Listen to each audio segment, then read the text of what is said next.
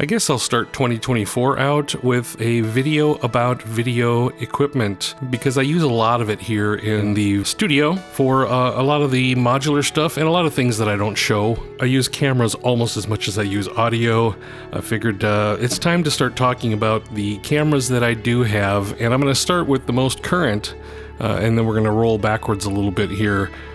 So something that just arrived is this new Blackmagic Micro Studio Camera 4K G2. He's got quite a name, this guy. What it is it's this little tiny camera, and it's a little studio camera, which is exactly what I have is a studio. And I'm not talking about just the music studio, I mean the visuals. Like, I want things to be mounted in place, ready to go whenever the whim strikes me. So what I've been doing for the last 2.5 years is I've been using this little GoPro Hero 9. This camera has filmed almost every one of my modular journeys since I started. It was that fateful day in September of 2021 that I sat down with this GoPro hanging over the rack, and I turned it on, and in 15 hours I literally rambled through the first 30 modules of my collection back in 2021. And that's kind of why those season 1 episodes are a little janky, because I didn't know what I was doing, and all I was really trying to do was get an idea out there and see if it even worked. And it kind of did. So in lieu of that, season 2, I did try to step things up a little bit as far as cameras go. I bought the Blackmagic Pocket Cinema Camera 4K, which we're going to take a look at real quick. This thing is a beast. I don't know if I'm even going to get it on this iPhone camera. Hold on, let me get rid of the G2 box for a moment. Let me get rid of the GoPro. And I'm going to pull in the monster. The big Blackmagic. Oh, I have to make an adjustment. Hold on here. Let me hopefully my desk isn't too dirty.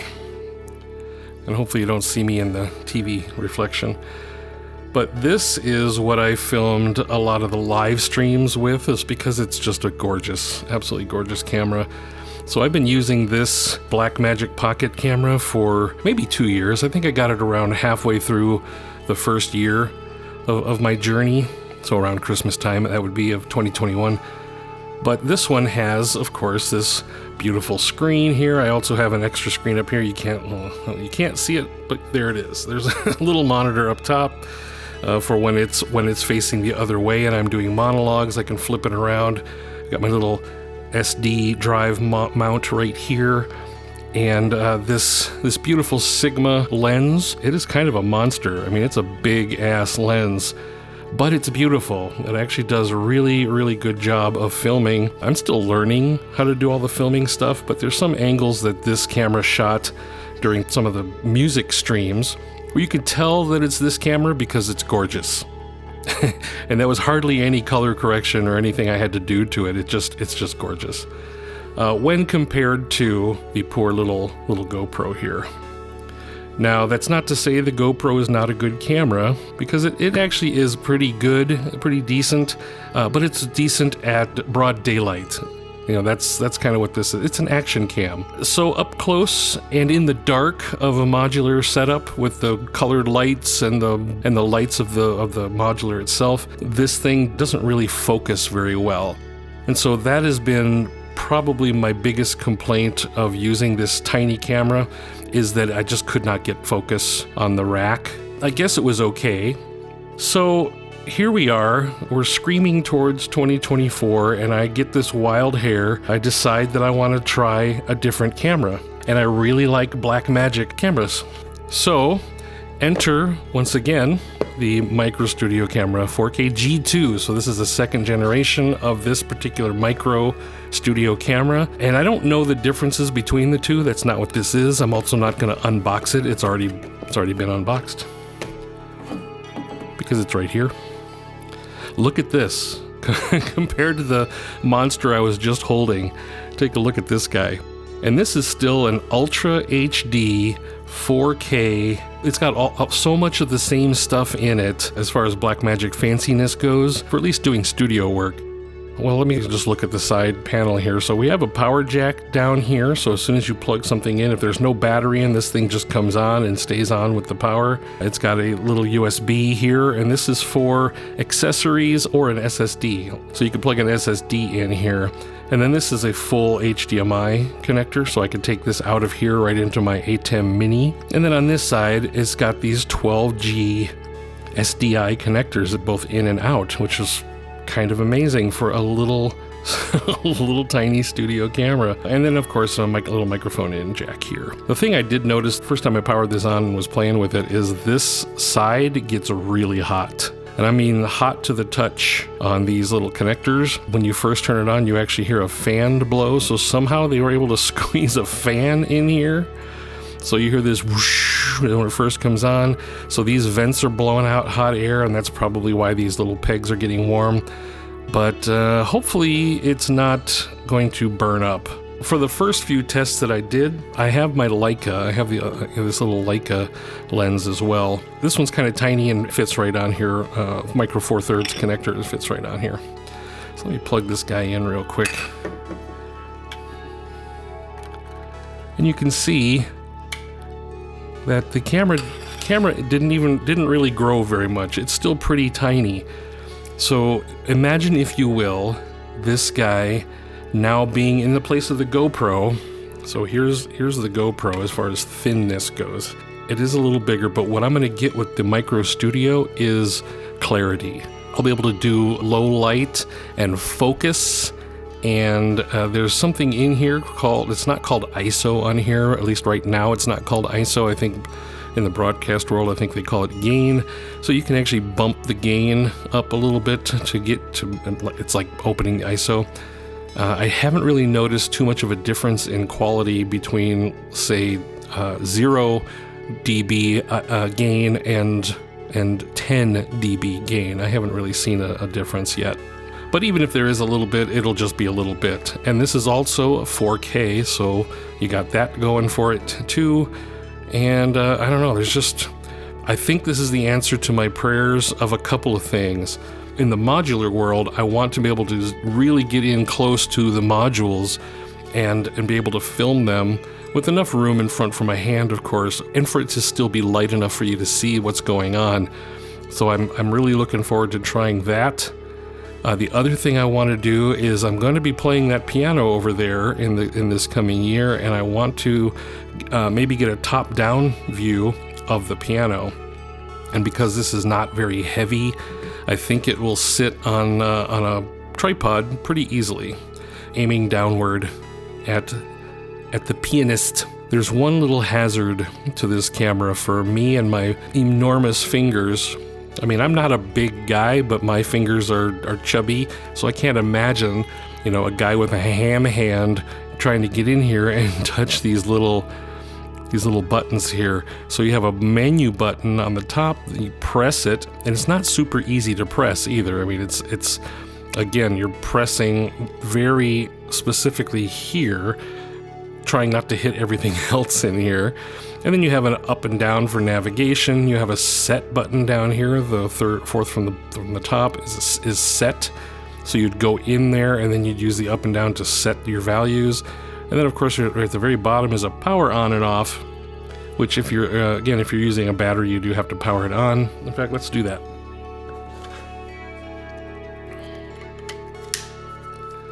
So I got my little battery popped right in there, and then I'm going to turn on the power.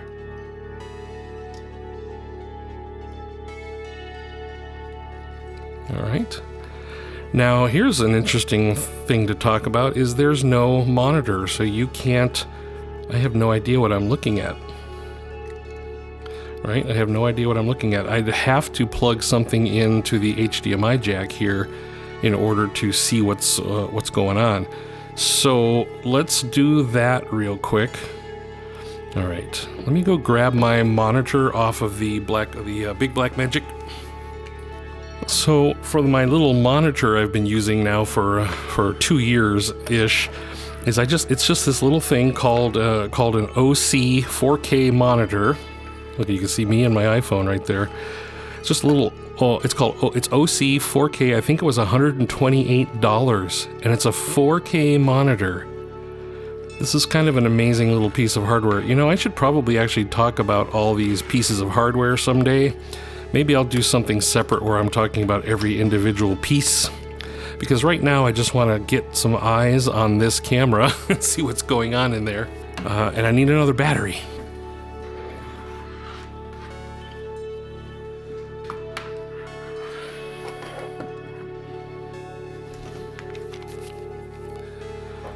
Alright, so the OC is powering up, and what I do with it then is, of course, you plug it into the HDMI jack here, as you would expect. Then we power on the camera, take off the lens cap, and now we've got the dork doing the the voiceover. You got the dork over here doing this thing over here. So you got there I am. There's my PC, there's my Mac, there's Pro Tools recording this voice track. The thing that I would want to do is probably mount this to the camera, right, somehow. Now there's not a whole lot of mount points. There is some stuff on the bottom. Like there's these three holes in the bottom, there's one hole here, but this one I'm gonna need to actually stick to the crane that holds this in place over the rack.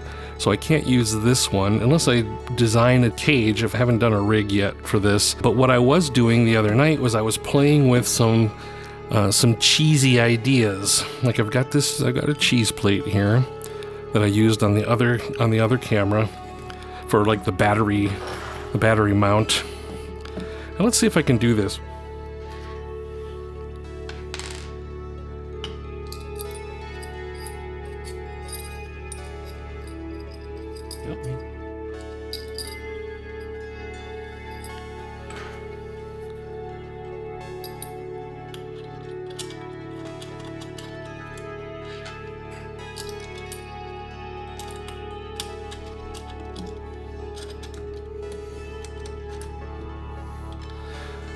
Alright, so if I get this cheese plate into a place where I can then mount stuff to it.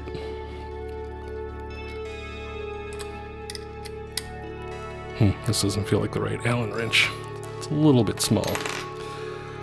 Alright, so we got the cheese.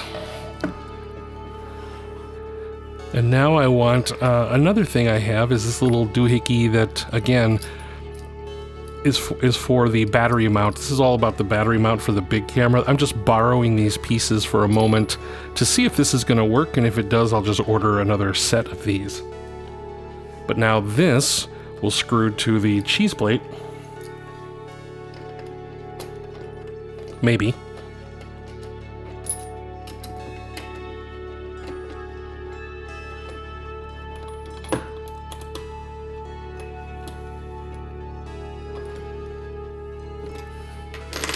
And now I have this little swivelly kind of connector here with this threaded rod, which will then connect right here.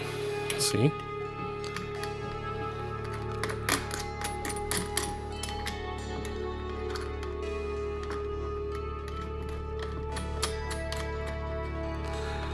All right, so now the idea is, so we can get this guy set all the way up like this. We can even rest it on the battery. And now you have a camera. Well, I think I need to raise. Let me raise the iPhone just a touch. All right. By the way, the iPhone is also using the Blackmagic camera app because I am fully a Blackmagic fanboy at this point. Alright, so let's see what we got here. Anyway, what was I saying? I was saying I got this mounted here so it can actually lean forward. If you want to pull out the battery, you can lean it backwards to either rest it on there or just get it so it's kind of tight. And then imagine a mount coming here to a crane holding this above the rack, and filming just the rack itself. So that's kind of the goal with this guy. There we go. Wait, do I have focus assist? I don't think I have focus assist. All right, well, this might be a good point to show off. Let me show a little bit of the menu stuff. It's going to be a little difficult because, again, my fingers are enormous. All right, so I'm going to press the set button. And you see how we pop into the heads-up display right here. Let me set it down so maybe you can see this a little better. It's going to be difficult to navigate because they're all the way around the front. So that's kind of weird. All right, so I'm going to step. You see the little box moving? So if I hit set on this guy, you see how it now opens up another menu down here. And this menu down here, the let me move to the autofocus and just turn it on. So now I've got focus assist on here, so I can now get my keyboard in focus over here, or the TV in focus out there. This is what I'm not going to go through every single setting here because there's too many, but imagine it being just like all the other cameras you ever use. You have all these controls right here. The only difference is that these are harder to get to with the controls. All right, so we can change our frame rate, we can change our shutter speed. Now I want to move on over to, here's this dB gain I was talking about. I want to turn that all the way back down to 0. Now 0 dB, I believe, is 400 ISO. I think that's what the case is. I could be wrong.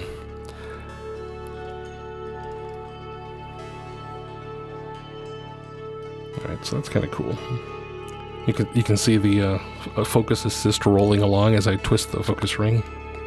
The only other thing I can do, and actually the thing I've been working on the last couple of days, is trying to figure out how to make the drive, like get a drive mounted to this, because this particular cheese plate doesn't have things on the side.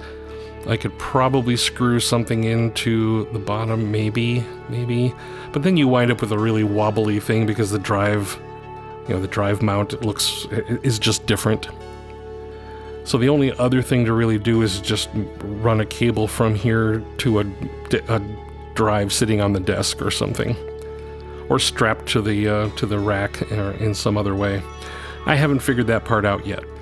Hello, it's Future JC here. I'm taking a shoddy little iPhone image of what I wound up doing with the new little Blackmagic camera. But here's what I got. I went ahead and purchased a top-down rig. You can see here, it's a little stand that for top-down filming. Right now it's aimed at the rack directly in that way, so I can actually demonstrate some things on these modules here that I'm planning to do. Up here is my monitors mounted on a clamp. The camera is also mounted on a clamp. Down here in the corner is a place for my script. Sitting on an iPad will be right there. And I also purchased two little light sticks that I think will be better in the long run than these little LED panels I had mounted up here. So I'm still experimenting with how all this is going to look, but I have figured out at least how this, for some of the modular stuff, I have figured out how I want to mount the camera. And as far as the drive goes, the drive problem you can see is solved right here. Let me see if I can get in there without knocking everything over. The drive is just this little clamp that is spring-loaded. And it just comes right in and out. Simple. So that's it. I have figured it out. That's all I wanted to say. Back to the past. I think this is going to work out really well, though, for the modular and overhead, even overhead on the desk here, overhead on the piano over there, or something sitting next to the synthesizers, because I do have all those synthesizers I want to start recording with. Oh man, I got so much shit to do. Whew. Alright, well, let's see if I get anything done, or if all I do is play with camera gear all the time. Camera gear and modules. Alright, so for now, I think I'm gonna call this done, and yeah, that's it. There's something I'm supposed to say. According to YouTube experts, I'm supposed to not let you think this is the end of the video. I'm supposed to say, hey, for more information about how I make this work, check out my video on cheese plates. But I don't have a video on cheese plates, so, you know, we'll get into all that later. All I can say is check out one of these videos on the screen and enjoy yourself. Take care.